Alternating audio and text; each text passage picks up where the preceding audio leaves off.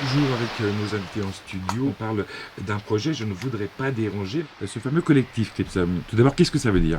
Donc, Cripsum, c'est la glande du passage à l'acte. D'accord, Voilà. merci.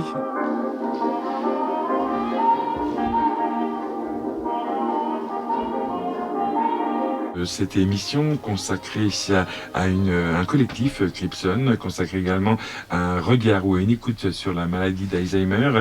Ça se passe tout ça en résidence de création à la Métive, à Moutier-d'Ahin, un programme qui rentre dans le cadre de culture et santé. Le collectif Cripsum, notre travail, c'est de transformer la littérature en spectacle vivant et de partager des auteurs qui nous plaisent et qui nous parlent pour nous d'aujourd'hui.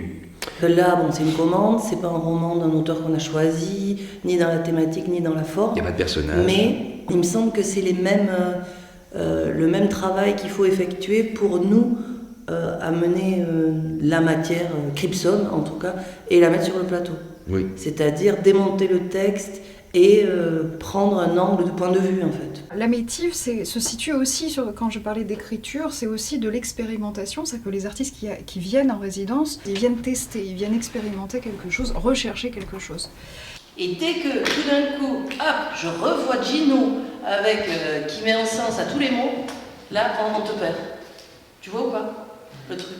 Tout bouge aussi de façon plutôt permanente dans le texte et dans nos demandes aux comédiens. Ce qui fait quand on est arrivé lundi, parce qu'on est là depuis 2 jours, on a une première mouture du texte sur lequel on travaille, mais qui change tous les jours.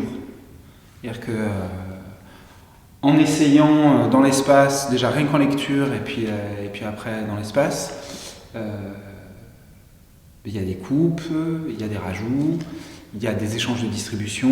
Ces choses sont très mouvantes. À ce propos, vous pourriez m'aider? Je vous donne 500 €, vous me faites partir d'ici. Je pense ne pas pouvoir. 5 000 €. Non. 50 000. 500 000 €. Où allez-vous trouver tout cet argent? Il n'y a pas de personnage, il n'y a pas de son des paroles. On n'interprète pas des soignants, on n'interprète pas des malades, on n'interprète pas de la famille. Et en même temps, on livre les paroles de tous ces gens-là.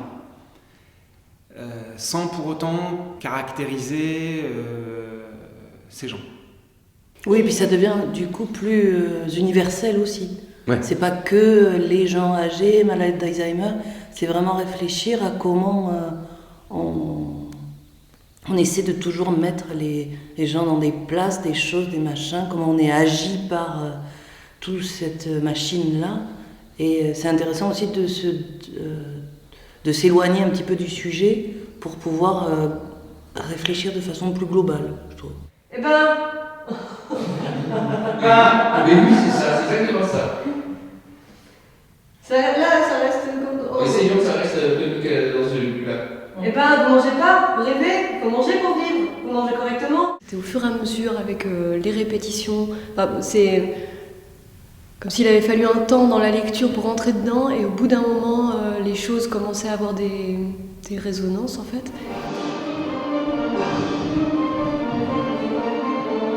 Ce projet rentre dans le cadre de culture et santé. Alexandra Martin, est-ce que vous êtes allé à la Métive voir ce collectif? Absolument. Pour avoir vu le travail en cours hier, et ce n'est qu'un travail en cours, ce n'est pas le travail abouti, je trouve que l'angle d'approche et le travail que propose Cripsum, c'est vraiment cette question de la force poétique des paroles qui sont prononcées par ces personnes qu'on a écoutées à un moment donné. Et comme ça, de brouiller les pistes, de ne pas vraiment savoir dans la place du spectateur qui est en train de nous parler, ça nous donne à entendre la force poétique de cette parole et du coup ça nous met à l'écoute là où aujourd'hui, quand une grande-tante ou un grand-père commence à un peu dérailler, on a parfois tendance à ne plus trop l'écouter.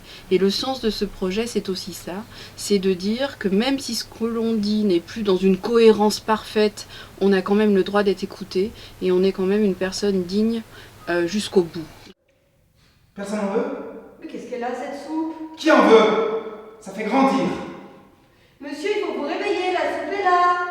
Et puis une chose aussi qui fait que ce que j'aime bien aussi, c'est qu'on apporte le collectif Cripsum, on a le goût du gag, par exemple, le goût du gag et de la rigolade. J'habite à Lyon et je suis professeur professeur de karaoké improvisé. Karaoké improvisé. Synchronisé. Ah, et qu'est-ce que c'est? C'est du karaoké dans une piscine, tout simplement. Des enfants? Où ça? Non, c'est une question d'idée. Je vous demande si vous avez des enfants. Et là, justement, d'essayer de mettre un peu de légèreté et de montrer que tout va bien après, en fait. Voilà, c'est des gens qui sont ou amoindris, ou abrimés, ou un peu perdus, mais ils peuvent cohabiter ensemble de manière assez drôle et assez légère, et que finalement tout va bien. Mais ce qu'il y a déjà dans le texte, au départ. Quand oui, ce qu'il y a dans le texte, justement, le texte n'est pas plombant. Aussi, qui est pas du tout. Il n'est pas du tout plombant, le texte. C'est ça qui est super. Et donc nous, on en rajoute. Ça, c'est autre chose. La vie, c'est déjà si compliqué.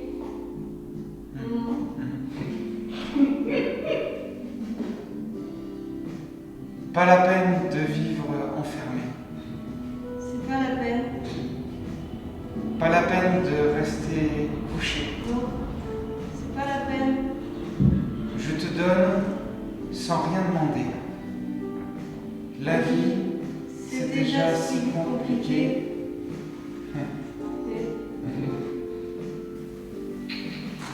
Bravo. Vous donnez beaucoup.